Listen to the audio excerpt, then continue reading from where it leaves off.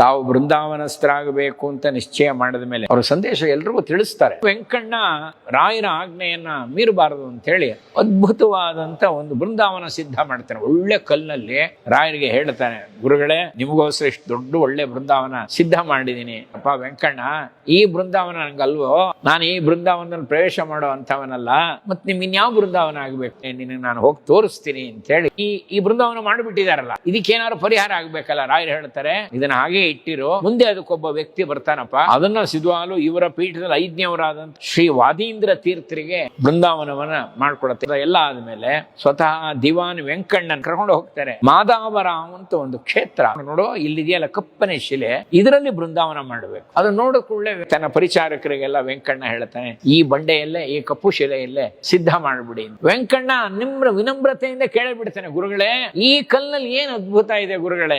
ಆಗ ರಾಯರು ಹೇಳ್ತಾರೆ, ವೆಂಕಣ್ಣ ಸಾಮಾನ್ಯ ಶಿಲೆ ಅಲ್ಲಪ್ಪ, ಇದು ಕಪ್ಪು ಶಿಲೆ. ಇದು ಹಿಂದೆ ಸ್ವತಃ ತ್ರೇತಾಯುಗದಲ್ಲಿ ಪ್ರಭು ಶ್ರೀರಾಮಚಂದ್ರ ಲಕ್ಷ್ಮಣನ ಸಮೇತ ಸೀತೆಯನ್ನ ಅನ್ವೇಷಣೆ ಮಾಡ್ಕೊಂಡು ಬಂದಾಗ ಈ ಬಂಡೆಯ ಮೇಲೆ 7 ಮುಹೂರ್ತ ವಿಶ್ರಾಂತಿ ಪಡೆದಿದ್ದ.